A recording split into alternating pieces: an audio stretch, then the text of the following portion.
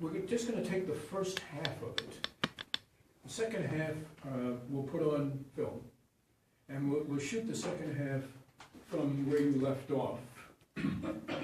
The first half hopefully is no more than 30 seconds, 40 seconds, I would hope. And when we come back to it, we'll do the second part. As you guys know, I like to do that because when you do filming, you never start at the middle. You always, at the beginning. You're always starting at the end or the middle. You know, and you have to prepare everything for that. So I'm not going to ask you to.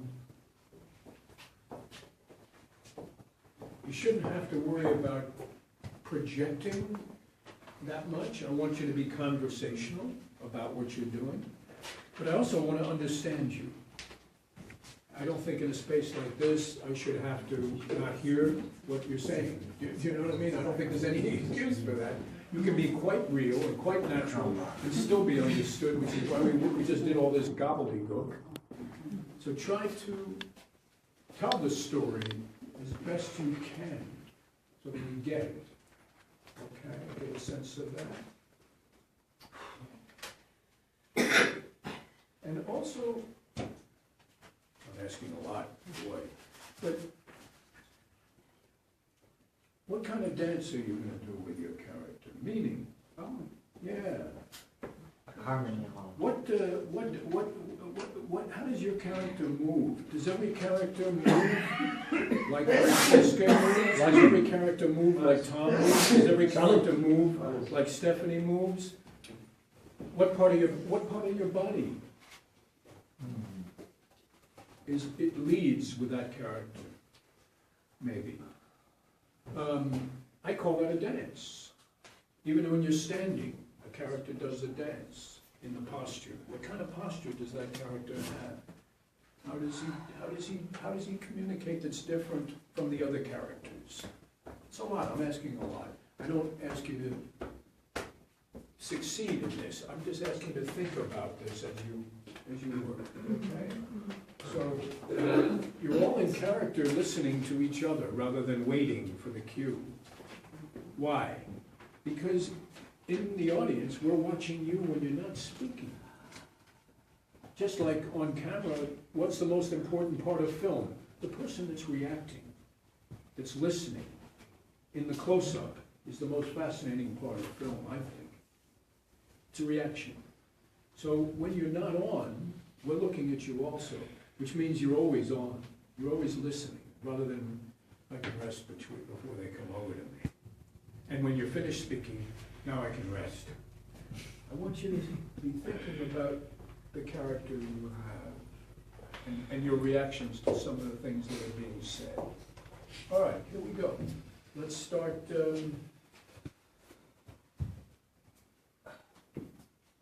With Mario, but we're not starting with Mario. He's just going to start speaking first, but we're all in character. We're all listening in some way.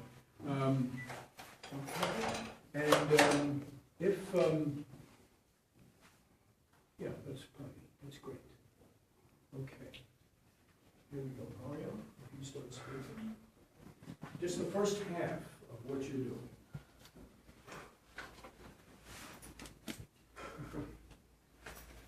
You passed your Series 7's test over a month ago? We're not sending out press packets anymore. It's time to get to work. So get on the phone, get off your ass, move around. Get them excited. Ask them questions. Anything, my God, get a yes out of them. If you were drowning, sir, and I threw you a life jacket, would you grab it? Yes? Oh, good. Pick up 200 shares. I won't let you down. What are they going to say? No? Fuck you. You can't learn how to close. Think about another job. And I am dead fucking serious about that. He says call me tomorrow. Bullshit. He says he has money problems. He is lying to you. Now wait a minute, please, Mr. Fieri. I'm trying to bring out my thoughts here. A couple of nights ago, My niece brings out a dress, which is too small for her because she shut up like a light last year. He takes the dress, lays it on the table.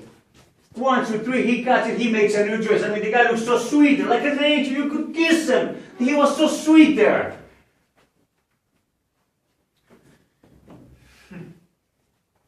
It was at this time that he came to me. I represented his father in an accident case a few years back, and I was acquainted with the family in a casual way. I remember him now as he walked through my doorway. His eyes were like tunnels. My first thought was that he had committed a crime, but soon I saw that it was only a passion that had moved into his body like a stranger. No. Well, you're right. For once in your life, you're right. I'm not going to the movies. I'm going to opium dens. Yeah, opium dens. Dens of criminal activities. I joined a Hogan gang. I'm a hired assassin. I carry a Tommy gun in a violin case. I run cat houses out in the valley, and they call me Killer Wingfield. It is an heretic that makes the fire, not she which burns in it. I'll not call you tyrant, but this most cruel usage of your queen, not able to produce more accusation than your own weak-hinged fancy. Something savors of tyranny. And will ignoble make you, yea, scandalous to the world. Enough. I mean, to hell with your questions. And whatever your questions turn me into. You don't see that. It's your questions that make me who I am. If you think I'm an angel, then that's what I am. If you think I'm a whore, then that's what I am. I'm whatever you think. Oh, and if you change your mind, I change too. So whatever Richard tells you, it's true. Yeah. He can't lie about me. Do you want to see the birthmark? You kissed it. Or on the beach? Or how about on the bed in that room? You see, we change 12-year-olds. We grow up to be older, so think. Just me on that bed. I thought it'd be hard to look at you, to talk. I almost turned back. But it's not. It's easy, and I would have recognized you anywhere with my back to you. I saw your eyes before I even said my name. I saw you. Perpetual imprisonment? Does that mean I'm not to be set free? Give me back that writing. Light your fire. Do you think I dread it as much as the life of a rat in a hole? My voices were right. They told me not to listen to your fine words nor trust your criticism. You promised me my life, but you lied. It is not the bread and water that I fear. I can live on bread. When have I asked for more? It is no hardship to drink water if the water be clean. But to shut me from the light of the sky and the sight of the fields and flowers, to chain my feet so that I can no longer ride with the soldiers or climb the hills, to make me breathe foul, damp darkness, and keep me from everything that brings me close to the love of God, when your wickedness and foolishness tempts me to hate him. This is a sorrow worse than I can bear.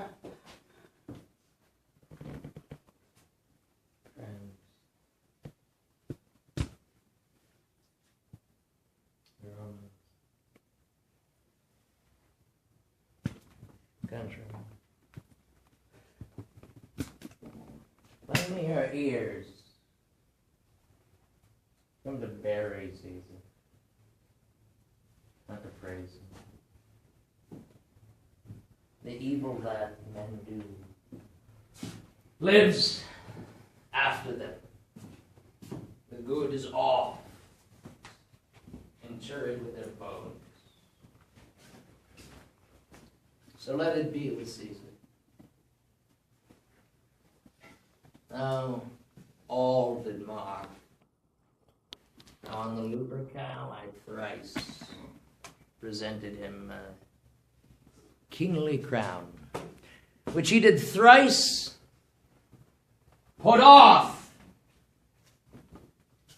You all do know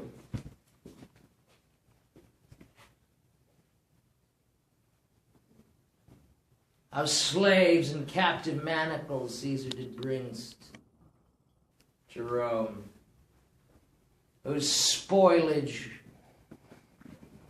did the general coffers fill. Did this in Caesar seem ambitious? My friends, I come not to disprove what Brutus said. I come but to say what I do know. You know I am a common man. I know but to how speak plain on.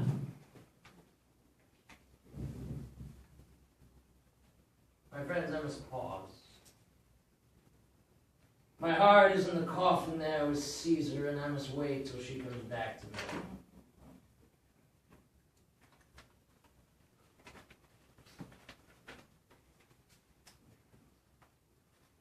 Nothing, dear. But, my friends, I have here in my pocket Caesar's will. I will not read it to you, for if I did, you would not constrain yourself. For if you knew, you were his heirs, my friends, well then there twere an Anthony in Rome, who'd move the streets to mutiny, to rage, to violence, and to murders. But I'll not read them. You all know, when the poor hath starved, Caesar hath wept. Ambition should be made a stern stop. Yet, the noble Brutus says he was ambitious. And Brutus is a honorable man. So are they all. Honorable men. But mark me. His cloak here, you know it. He had it on the day he overcame the nearby. There was first proud Casca's dagger. Then cruel, jealous Cassius made his cut. But, my friends, lastly, there, last of all, ingratitude, treason. For that was the unkindest cut of all. Beautiful, James. Nice. We'll do the rest of it. That's the first half. We'll do the rest of it. But I'll not read the will. Nothing, dear. It's been so long that you were out of the house that perhaps I thought that you were out for a drive or something. You know, I was thinking that it's been so long that we didn't have a talk, you know, about the future and everything. Jane, I don't want you to worry about the house. If I have to sell the house, we're going to still be together. Well, I have always been with Mickey. I was with him on the playground when he saw the unbending blacktop as his sea, and his fellow students as sharks, who might swallow him whole if he didn't swim fast or far enough. I came to him because he thought of me. People are lonely because they choose loneliness. Mickey didn't want to be alone, so he imagined me. And then I was real. I followed him to New York because when someone needs you, you need them too. And love is a responsibility. It wasn't until I came to New York that I realized what a fish out of water I had truly been. In New York City, I was just another odd creature in an ocean of oddities. And for the first time, I got work because of who I am. There was the freak show at Coney Island. My Mickey would ride the Cyclone over and over again, waiting for me to get off my shift. To him, riding that coaster was the closest thing to flying, and he loved it, even though he was afraid of flying. Oh, you beast! You faithless coward! You dishonest wretch! What thou made of man of this my fear is not a kind of incest to take life from this own sister's stench. What should I do? Business is definitely business. But you have to listen. You don't understand. When I was a boy, 18, 19, I was already on the road. And there was a question in my mind whether selling had a future for me.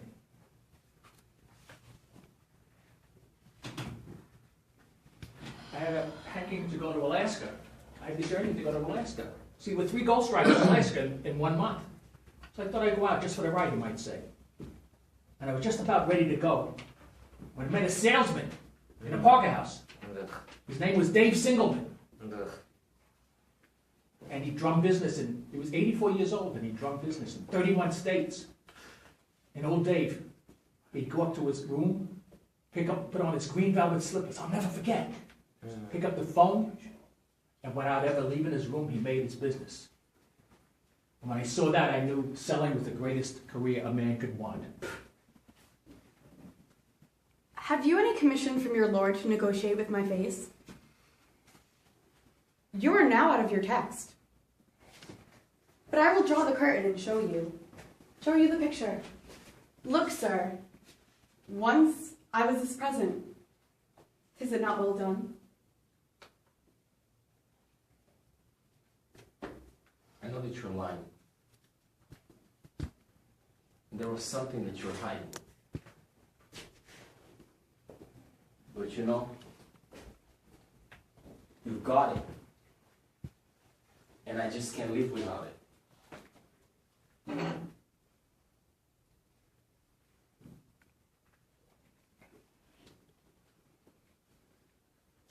Bravo. Bravo. I think everybody's gone. Did you go on? Yeah, I think everybody had a shot. I didn't go. Okay, back to that.